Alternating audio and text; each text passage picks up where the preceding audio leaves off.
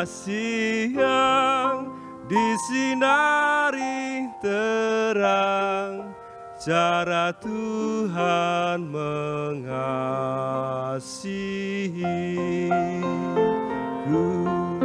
Seindah petang dengan angin sejuk, cara Tuhan mengasihiku.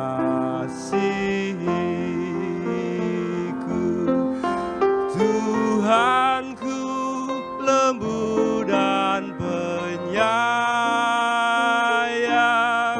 dan aku mengasihi Dia. Kasih-Nya besar, agung dan mulia, cara Tuhan mengasihiku.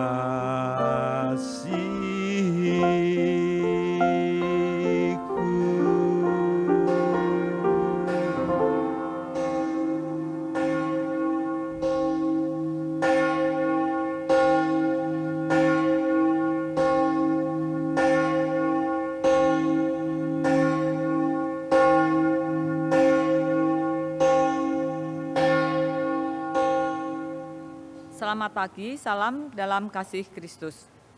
Saudara-saudara, warta lisan yang perlu kami sampaikan sebagai berikut. Pada tanggal 31 Oktober 2020, 5 pejabat gerejawi GKI Tegal akan berakhir masa jabatannya.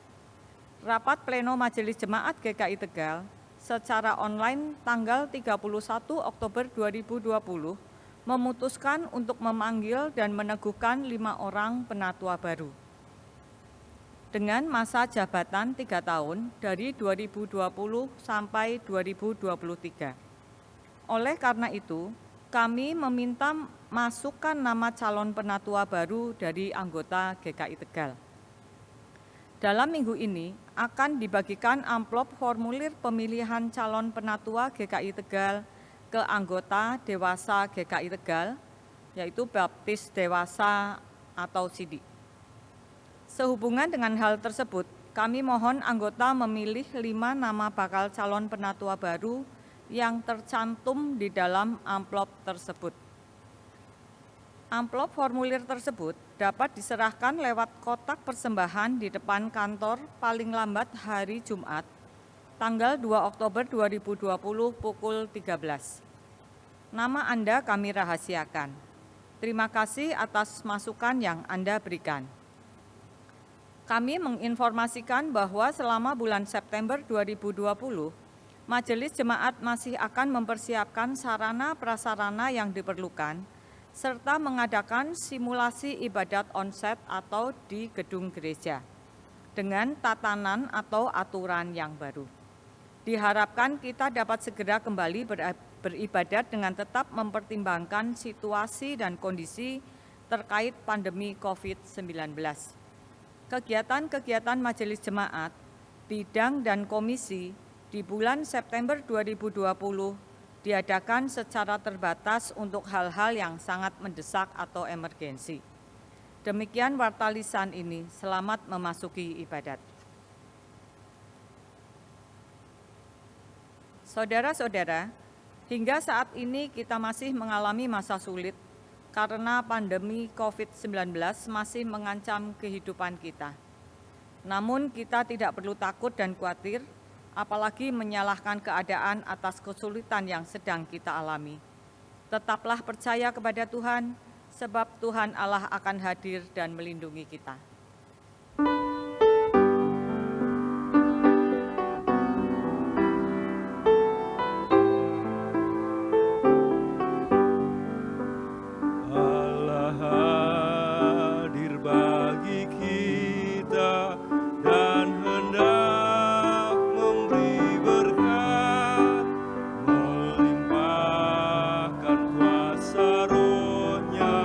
Bagai hujan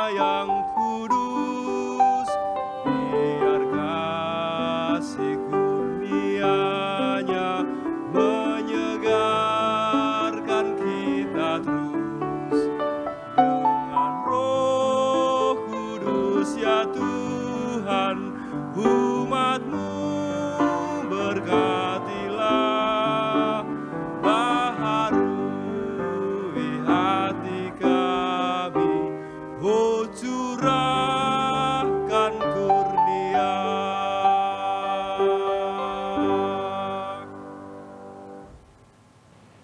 Ibadat minggu ini berlangsung dalam nama Bapa, Anak, dan Roh Kudus.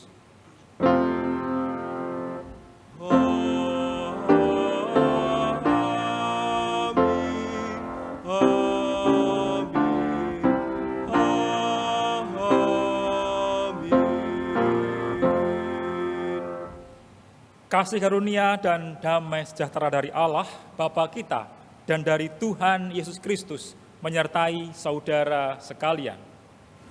Dan menyertai saudara juga. Selamat pagi Bapak Ibu dan saudara sekalian. Tema yang menjadi ibadat kita minggu ini adalah mentalitas menyalahkan. Tema yang sangat relevan dengan kehidupan kita semua. Karena secara tidak sadar atau tidak sengaja kita cenderung menyalahkan apa dan siapa yang ada di sekitar kita. Oleh karena itu, melalui tema ini kita akan berusaha memahami mengapa mentalitas menyalahkan itu ada dan berusaha untuk mengubahnya menjadi kehidupan yang bertanggung jawab.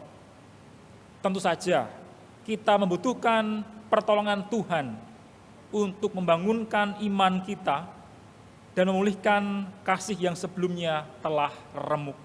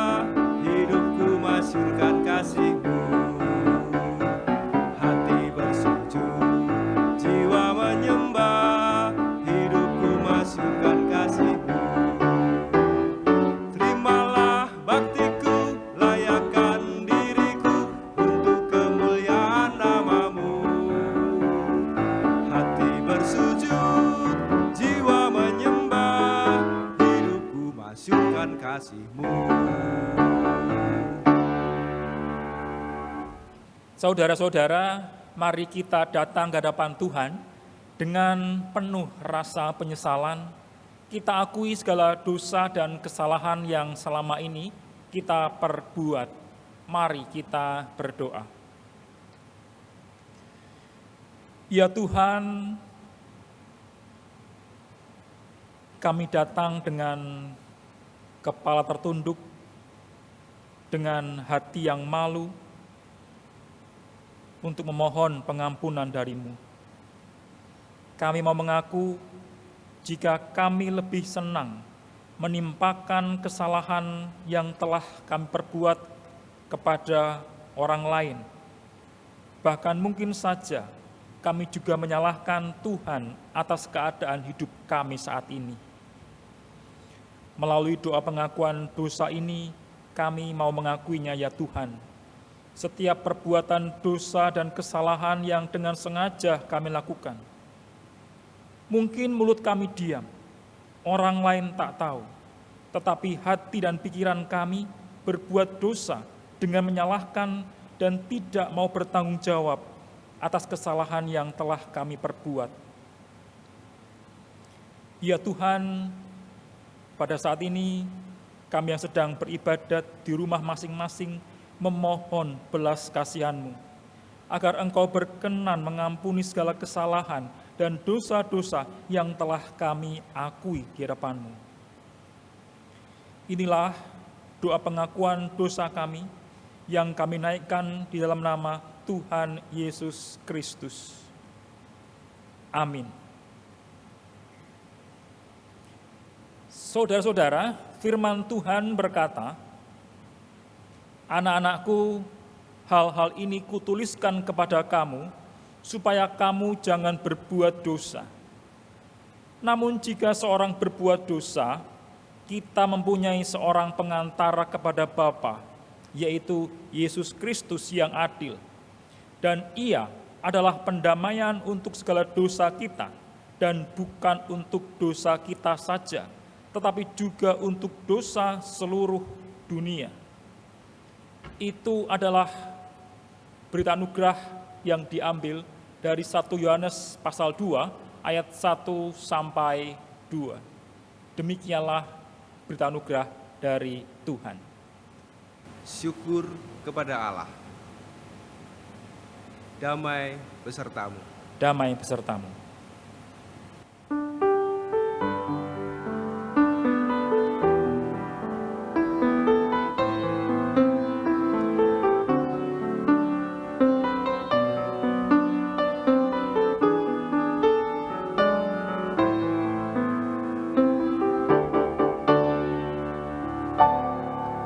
Betapa indah harinya saat ku pilih penebus.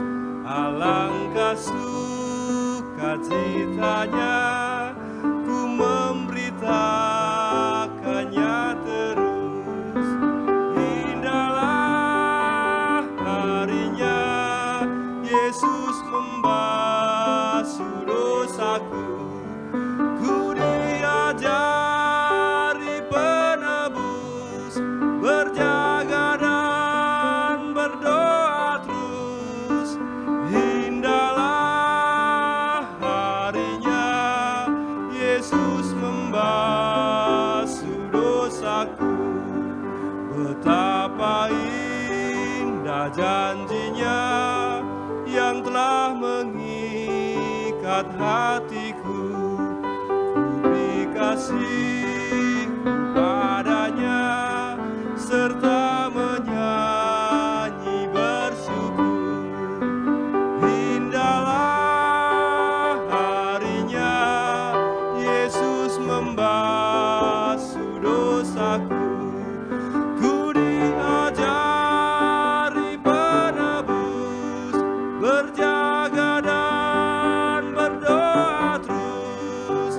Indahlah harinya Yesus membasuh dosaku.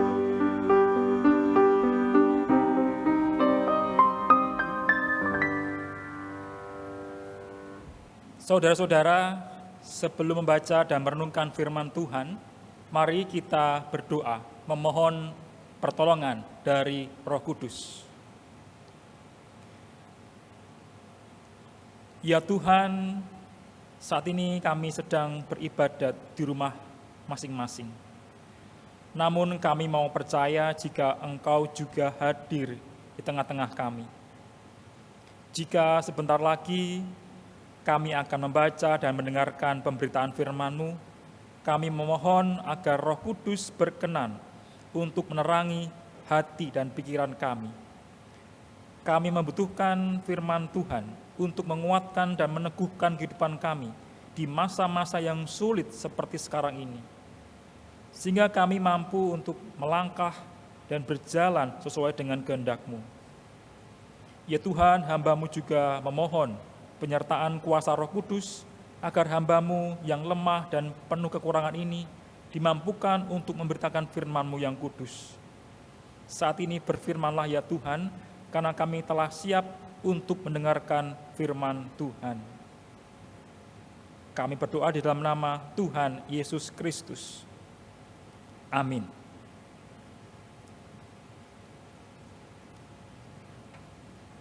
Bacaan diambil dari kitab Injil Tuhan Yesus Kristus menurut Matius pasal 21 ayat 23 sampai 32. Lalu Yesus masuk ke bait Allah, dan ketika ia mengajar di situ, datanglah imam-imam kepala serta tua-tua bangsa Yahudi kepadanya dan bertanya, "Dengan kuasa manakah engkau melakukan hal-hal itu? Dan siapakah yang memberikan kuasa itu kepadamu?" Jawab Yesus kepada mereka, "Aku juga akan mengajukan satu pertanyaan kepadamu, dan jikalau kamu memberi jawabnya kepadaku, aku akan mengatakan juga kepadamu, dengan kuasa manakah aku melakukan hal-hal itu. Dari manakah baptisan Yohanes? Dari sorga atau dari manusia?" Mereka memperbincangkannya di antara mereka dan berkata, "Jikalau kita katakan dari sorga, ia akan berkata kepada kita, 'Kalau begitu, mengapakah kamu tidak percaya kepadanya?' Tetapi jikalau kita katakan dari manusia, kita takut kepada orang banyak, sebab semua orang menganggap Yohanes ini nabi." Lalu mereka menjawab Yesus, "Kami tidak tahu." Dan Yesus pun berkata kepada mereka, "Jika demikian, aku juga tidak mengatakan kepadamu dengan kuasa manakah aku melakukan hal-hal itu. Tetapi apakah pendapatmu tentang ini? Seorang mempunyai 2 anak laki-laki. Ia pergi kepada anak yang sulung dan berkata, 'Anakku, pergi dan bekerjalah hari ini dalam kebun anggur.'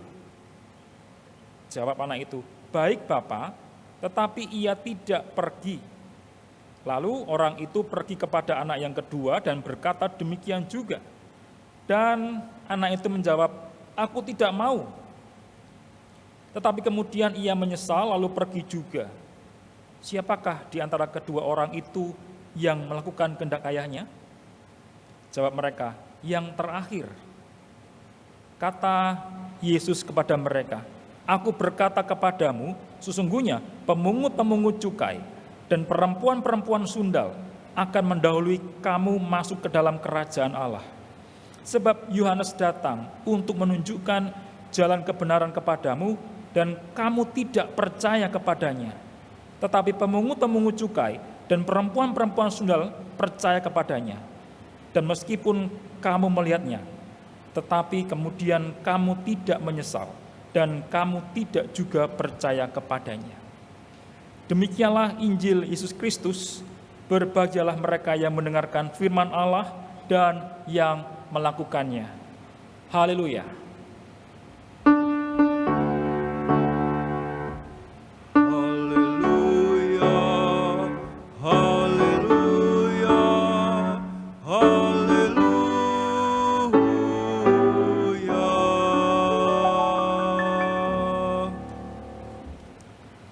Bapak, Ibu, dan Saudara dikasih Tuhan, beberapa minggu ini saya merasa sedih sekaligus prihatin.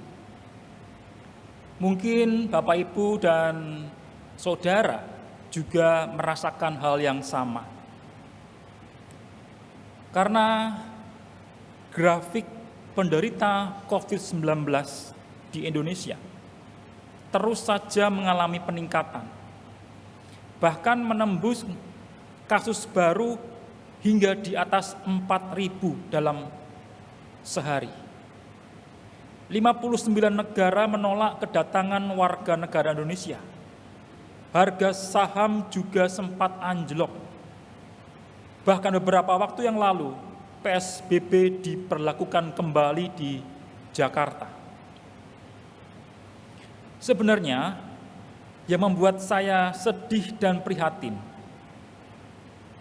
masih saja ada orang yang tidak peduli dengan penyebaran COVID-19. Padahal situasi ini semakin memburuk. Lebih parahnya lagi, kita terus saja saling menyalahkan, mencari pembenaran diri sendiri atau mungkin kelompok kita. Saya tanya Bapak Ibu, berapa banyak di antara kita yang malah menyalahkan pemerintah kita? Karena dianggap tidak becus mengatur rakyatnya.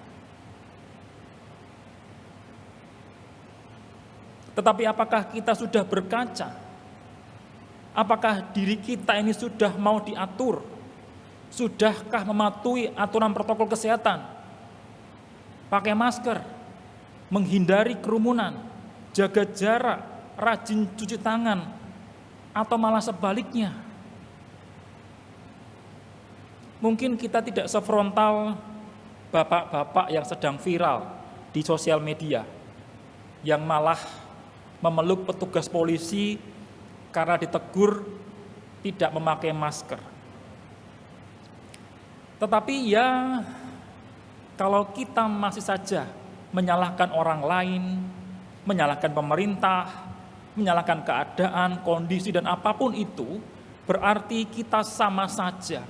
Tidak ada bedanya dengan para pemuka agama Yahudi dalam bacaan kita yang selalu mencari pembenaran diri dan mencari kesalahan orang lain yang berbeda dari mereka.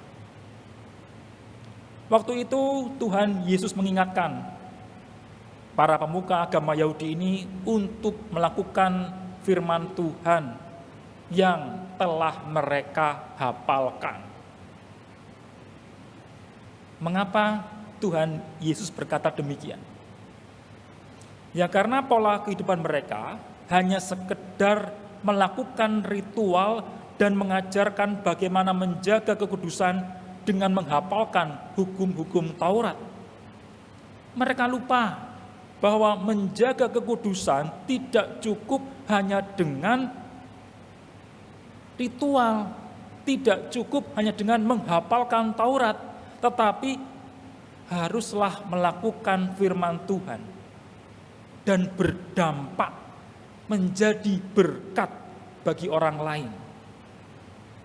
Oleh karena itu, Tuhan Yesus menceritakan perumpamaan tentang dua anak agar mereka itu paham dengan apa yang diajarkan oleh Tuhan Yesus.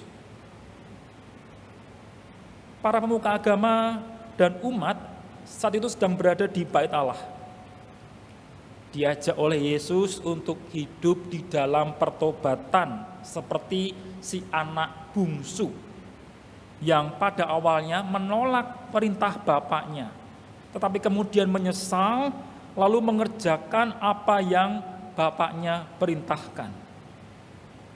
Tentu saja perumpamaan ini adalah satir, ungkapan satir atau sindiran bagi pemuka agama Yahudi saat itu.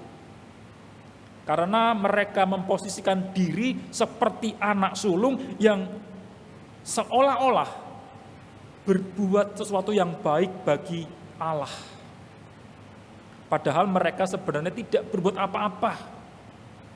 Mereka hanya berusaha mempertahankan muka mereka, mempertahankan kekuasaan mereka dan kenyamanan mereka sebagai pemuka agama, agar tidak kehilangan muka. Mereka mulai mencari-cari kesalahan Yesus dengan pertanyaan-pertanyaan yang menjebak. Tujuan mereka menyalahkan Yesus adalah agar Yesus itu hancur. Kalau pelayanan yang dilakukan Yesus hancur atau rusak, maka tidak akan ada lagi orang-orang yang percaya kepada Yesus. Tidak akan ada lagi orang-orang yang mengikuti Yesus dan kembali berada di bawah aturan-aturan mereka. Tetapi kenyataannya justru semakin banyak orang yang mengikuti, orang yang percaya kepada Yesus, bahkan mereka hidup hidup di dalam pertobatan, sehingga mereka menjadi berkat bagi banyak orang. Oleh karena sikap tidak mau menerima kekalahan, tidak mau menerima kesalahan, dan enggan memperbaiki, yang lebih kita kenal dengan istilah bebal, maka para pemuka agama itu hanya bisa menyalahkan kehadiran Yesus, yang mungkin saja mengancam, bahkan merusak pamor mereka sebagai pemuka agama. Inilah yang disebut mentalitas menyalahkan atau mencari pembenaran diri dengan mencari-cari kesalahan orang lain. Bapak, Ibu, dan saudara sekalian, mengapa kita lebih senang menimpakan, melemparkan kesalahan kepada orang lain? Apakah dengan menyalahkan orang lain, hidup kita akan menjadi lebih baik? Tidak. Justru sebaliknya, kita hanya merasa baik-baik saja, padahal ada penyakit yang sedang menggerogoti hidup kita. Seperti pada pasien COVID-19 yang terkena hypoksia. Mereka merasa sehat, merasa kuat, bahkan dikatakan dalam kondisi bahagia atau happy. Tetapi sebenarnya kadar oksigen dalam tubuh mereka mengalami penurunan, dan nyawa mereka sedang terancam jika tidak segera ditangani. Sayangnya Bapak, Ibu, dan saudara sekalian, mentalitas menyalahkan ini sudah ada dan menjangkiti kita, bahkan sejak manusia pertama, Adam. Adam menyalahkan istrinya karena makan buah terlarang. Ya. Lalu diberikan kepada Adam. Lalu Hawa menyalahkan ular yang membujuknya. Dan begitu tidak ada lagi yang disalahkan, akhirnya Adam menyalahkan Tuhan karena memberikan Hawa kepadanya. Begitu pula umat Israel. Mereka memiliki kalimat sindiran yang ditujukan kepada Tuhan. Di Yeremia pasal 31 ayat 29. Ayah-ayah makan buah mentah, dan gigi anak-anaknya menjadi ngilu. Kalimat ini memiliki makna jika karena kesalahan pendahulu mereka, maka mereka harus menerima penghukuman. Dan ini semua adalah salahnya Tuhan Allah. Karena Tuhan Allah itu kaku dan kejam, sehingga tega menghukum umatnya karena kesalahan dan dosa pendahulu mereka. Sebenarnya orang yang terbiasa menyalahkan orang lain adalah orang-orang yang tidak jujur pada dirinya sendiri. Ia sebenarnya adalah orang yang munafik karena menganggap dirinya paling benar, sehingga tidak mungkin berbuat salah. Padahal ketika kita merasa benar, merasa paling benar, disitulah titik kejatuhan kita sebagai manusia, yaitu kesombongan. Merasa tidak punya niat buruk, padahal telah berlaku tidak adil dengan menimpakan kesalahan kepada orang lain. Jadi harus bagaimana? Apa yang harus dilakukan agar kita terlepas dari mentalitas menyalahkan? Langkah penting dan utama yang harus kita lakukan sudah kita dengarkan melalui khotbah 2 minggu yang lalu, bahwa pengampunan memulihkan segalanya. Bapak Ibu, bagi yang sering ngikutin atau rutin ngikutin ibadat GKI Tegal, tentu akan lebih mudah memahaminya. Jika kita hidup di dalam pengampunan, sudah mau melepaskan beban masa lalu, maka apa yang terjadi? Sukacita. Minggu lalu Pendeta Stefanus menjelaskan bagaimana bekerja untuk Tuhan dengan sukacita, yang adalah panggilan kita karena telah mendapatkan pengampunan. Dan dalam khotbah kali ini dapat dikatakan sebagai kelanjutan dari khotbah-khotbah minggu-minggu yang lalu. Jika kita tidak hidup di dalam pengampunan, dampaknya adalah kita akan mengidap penyakit mematikan, yaitu mentalitas menyalahkan, yang secara tidak sadar akan membawa kita ke dalam kebinasaan.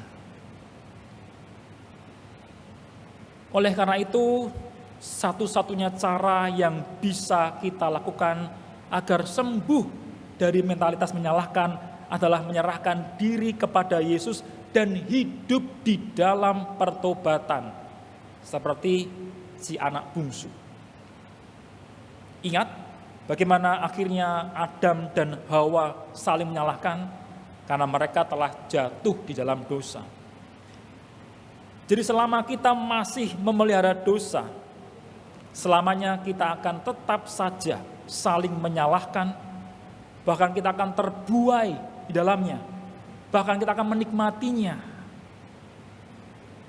Sedangkan hidup di dalam pertobatan berarti mau sungguh-sungguh mengubah segala sesuatu yang lama, yang buruk, menjadi sesuatu yang baru, yang baik. Apapun itu, dari pola pikir, gaya hidup, bahkan kebiasaan hidup sehari-hari. Apa itu mungkin? Iya Bapak Ibu, itu mungkin. Sebab ketika kita bertobat, maka hidup kita akan berkenan di hadapan Tuhan. Dan Tuhan pasti akan memampukan kita dan menolong kita. Bapak Ibu dan saudara sekalian, ketika kita menyalahkan orang lain atau menimpakan kesalahan kita kepada orang lain, hal tersebut tidak akan membuat diri kita menjadi lebih baik, enggak. Atau membuat kita semakin berkenan kepada Tuhan, enggak. Sebab hanya pertobatanlah yang akan membuat kita berkenan di hadapan Tuhan. Bahkan akan membuat hidup kita semakin disempurnakan dan mendapatkan jaminan keselamatan. Mulai saat ini Bapak Ibu, hiduplah secara bertanggung jawab, jujurlah pada diri sendiri maupun kepada orang lain. Akuilah dengan berani setiap kesalahan yang telah diperbuat. Berani berbuat berarti berani bertanggung jawab dong. Jangan lemparkan kesalahan kita kepada orang lain, terlebih lagi kepada Tuhan. Itulah yang disebut dengan hidup yang sebenarnya, yaitu hidup di dalam pertobatan. Bapak, Ibu, dan saudara sekalian, mungkin saja ada di antara kita yang belum bisa melepaskan diri dari dosa dan kesalahan masa lalu. Bahkan masih saja tetap memeliharanya, membiarkan hidup dengan luka-luka tersebut. Saya berkata demikian bukan berarti saya ini tidak punya luka di masa lalu, atau saya tidak pernah berbuat salah atau melukai orang lain. Saya juga punya luka, seperti Bapak, Ibu, dan saudara sekalian. Namun, daripada kita menghabiskan waktu, pikiran, dan tenaga untuk menyalahkan orang lain atau keadaan, itu semua tidak bisa mengubah apapun juga. Ayo toh, yuk kita gapai masa depan yang penuh pengharapan. Jika kita memulainya dari sekarang, percayalah bahwa kita bisa. Bahkan kita akan membawa perubahan besar dalam kehidupan kita. bahkan bisa kita akan mengubah kehidupan atau keadaan di sekeliling kita. Amin.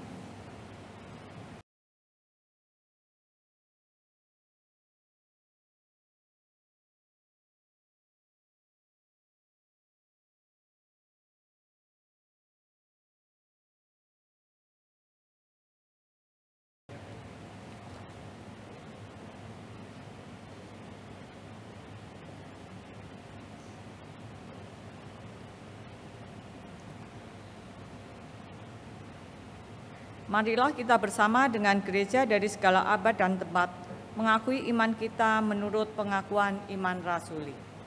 Aku percaya kepada Allah, Bapa yang Maha Kuasa, Khalik langit dan bumi, dan kepada Yesus Kristus, Anak-Nya yang tunggal Tuhan kita, yang dikandung daripada Roh Kudus, lahir dari anak darah Maria, yang menderita sengsara di bawah pemerintahan Pontius Pilatus, disalibkan, mati dan dikuburkan, turun ke dalam kerajaan maut.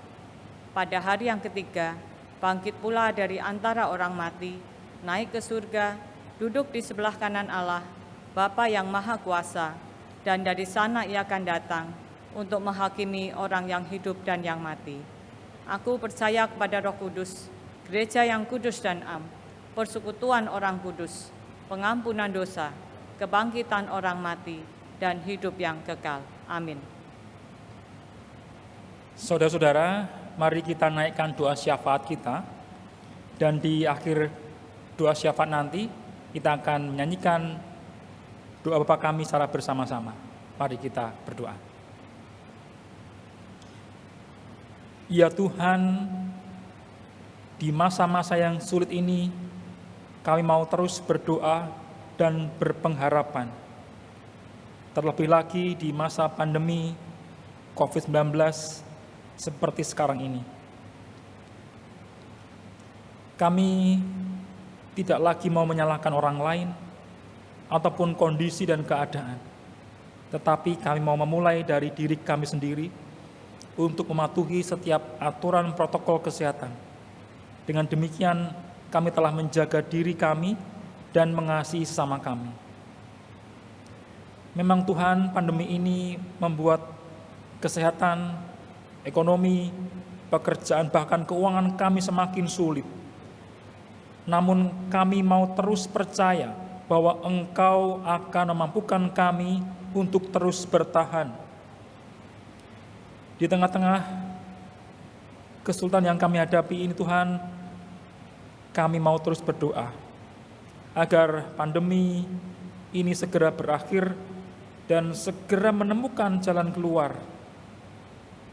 Kami berdoa untuk pemerintah dan pihak-pihak yang menangani dan mengatasi penyebaran COVID-19. Secara khusus, kami berdoa untuk para dokter, para perawat, petugas medis dengan segala resiko yang harus mereka hadapi. Bahkan mereka bertaruh nyawa. Tuhan lindungi. Juga untuk para pasien COVID-19, kiranya Tuhan menyembuhkan dan memulihkan mereka. Begitu pula dengan vaksin virus corona yang saat ini sedang diupayakan. Tolonglah para pakar, para ahli, agar dapat kiranya memproduksi vaksin dan segera merealisasikannya, sehingga dapat disebarkan dan dapat digunakan. Ya Tuhan, hingga saat ini, GKI Tegal masih beribadat secara online atau di rumah masing-masing. Karena kami menyadari jika kesehatan kami masih terancam. Namun kami terus berpengharapan dan bersiap untuk melakukan ibadat onsite jika waktunya tiba. Kami mohon agar Tuhan menolong para pemimpin, para pejabat gerejawi, agar dapat menyiapkan segala sesuatunya dengan baik. Sertai rencana kami untuk melakukan ibadat live streaming, simulasi ibadat, dan juga sosialisasi ke jemaat. Ya Tuhan, kami juga hendak mendoakan Ibu Pendeta Priscilla Agustina yang dalam kurun waktu 3 tahun lagi akan segera memasuki masa emeritasi. Kami mohon agar Tuhan menolong dan memampukan Ibu Pendeta Priscilla dan juga Majelis Jemaat GKI Tegal agar dimampukan untuk menyiapkan segala sesuatunya dengan baik. Juga untuk Bapak Trimowadi, tidak lupa untuk putri mereka yang ada di luar kota. Kiranya Tuhan selalu memberikan kesehatan, kekuatan, serta perlindungan di masa-masa pandemi ini. Demikian pula dengan Pendeta Emeritus Stefanus Trioso beserta keluarga. Tuhan jagai, Tuhan lindungi, dan pakai terus untuk menjadi saluran berkat bagi kami, Jemaat GKI Tegal, melalui pengajaran serta pemberitaan firman Tuhan yang boleh disampaikan. Ya Tuhan, kami juga berdoa untuk kebutuhan akan pejabat gerejawi GKI Tegal, karena beberapa dari pejabat gerejawi akan segera berakhir masa jabatannya. Kami mohon agar Tuhan memilih sehingga pada saatnya akan ada pejabat gerejawi yang memiliki hati untuk bersungguh-sungguh dan mau melayani Tuhan di GKI Tegal. Tidak lupa kami berdoa untuk pembangunan gedung sekolah Elkana.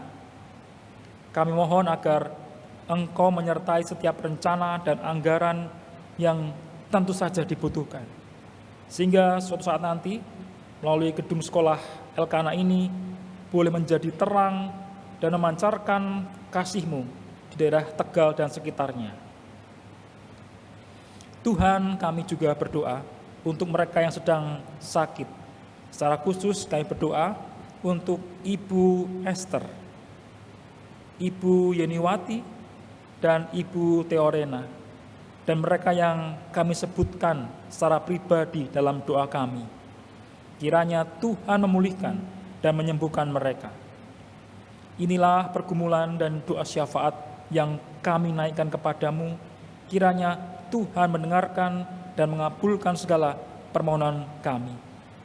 Ya Tuhan, kami melandaskan doa syafaat ini dengan doa yang telah Engkau ajarkan kepada kami.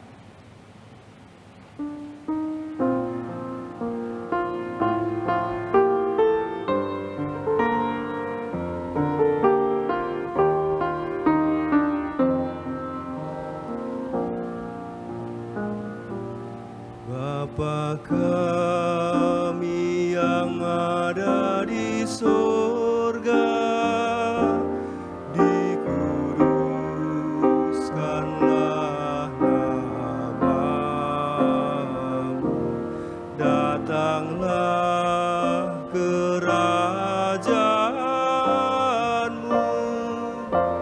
jadilah kehendakmu di bumi seperti di surga. Berilah kami pada hari ini makanan kami yang secukupnya, dan ampuni kesalahan kami seperti kami ampuni yang lain, dan jauhkan kami dari pencobaan, lepaskanlah kami dari yang jahat, sebab Engkau yang punya kerajaan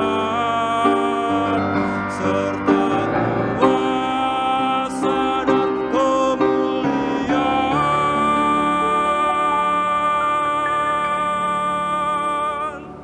sampai selama-lamanya.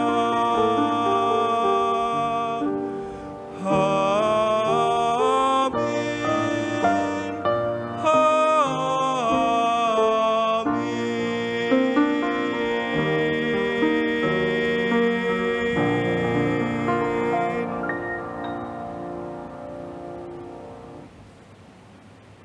Saudara-saudara, selama kita belum dapat beribadat di gedung gereja, maka semua jenis persembahan yang biasa diberikan, seperti kolekte, bulanan, ucapan syukur, persepuluhan, dan lainnya, dapat langsung ditransfer ke rekening Gereja Kristen Indonesia Tegal, BCA 047 6399 399.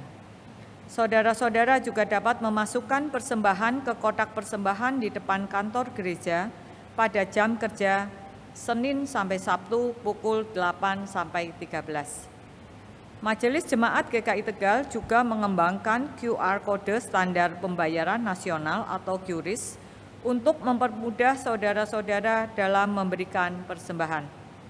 Sehingga saudara-saudara dapat memberikan persembahan melalui aplikasi uang elektronik seperti M-Banking, GoPay, OVO, Dana, Sakuku, dan lain-lain.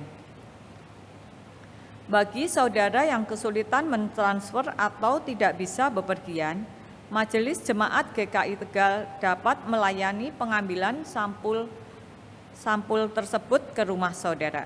Silakan menginformasikan atau menghubungi melalui SMS atau WA ke nomor 0856 6688 246. Adapun nats persembahan diambil dari 1 Tawarikh 16 ayat 29. Berilah kepada Tuhan kemuliaan namanya, bawalah persembahan dan masuklah menghadap Dia. Sujudlah menyembah kepada Tuhan dengan berhiaskan kekudusan. Mari kita memberikan persembahan dengan sukacita dan ucapan syukur.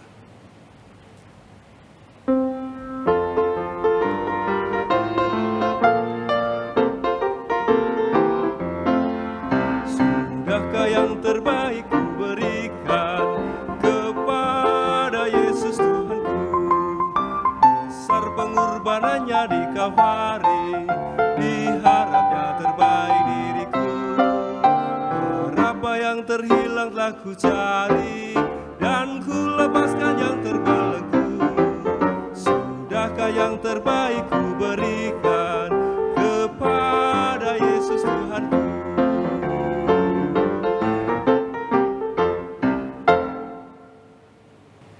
Mari kita bawa persembahan dengan berdoa.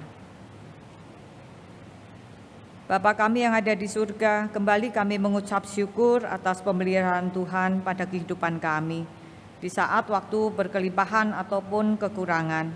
Juga saat wabah COVID yang belum mereda hingga saat ini, tetapi kasih Tuhan tidak berkesudahan. Bapa, kami berdoa untuk persembahan yang boleh kami kumpulkan saat ini, kiranya Tuhan memberkati sehingga dapat menjadi berkat bagi banyak orang. Berkati juga majelis jemaat yang mengelola persembahan ini, sehingga nama Tuhan akan semakin dimuliakan. Di dalam nama Tuhan Yesus kami sudah berdoa dan mengucap syukur. Amin.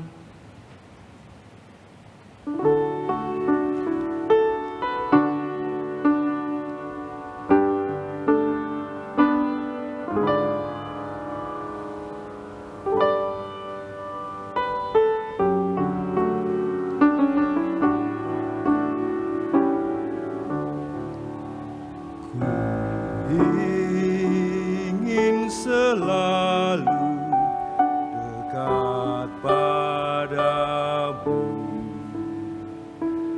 ikut Kau Tuhan, tiada jemu.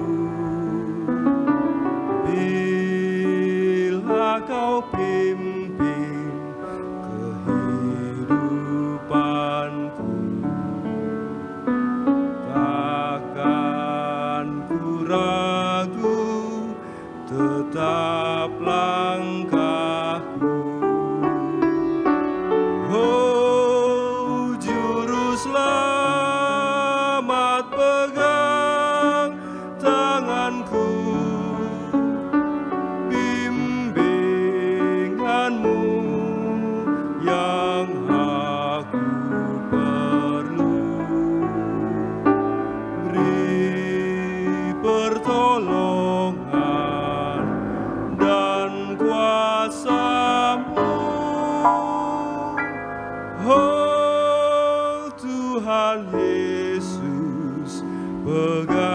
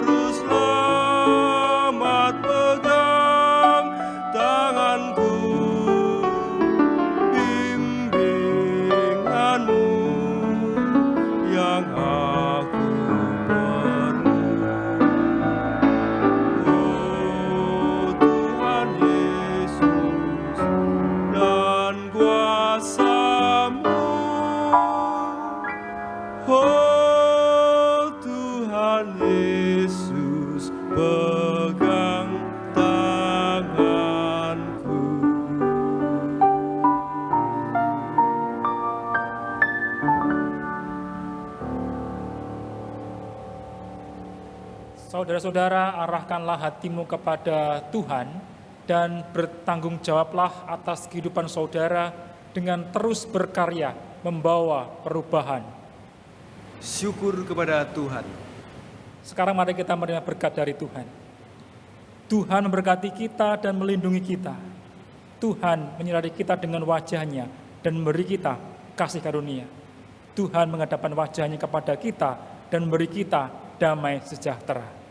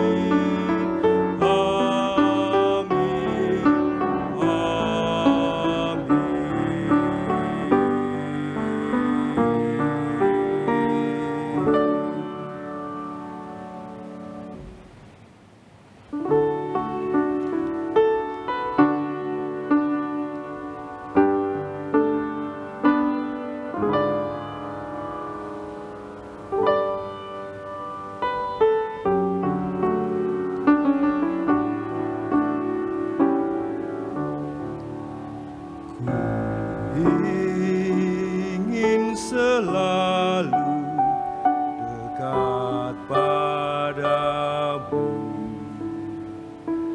ikut Kau Tuhan, tiada jemu.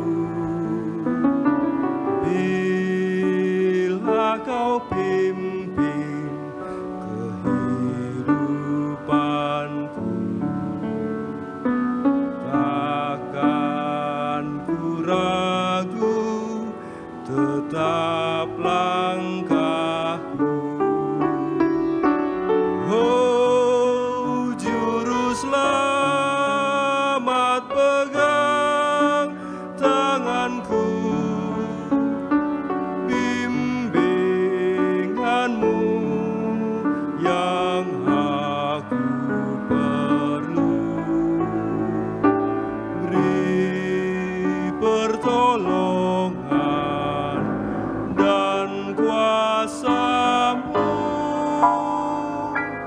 oh Tuhan Yesus, pegang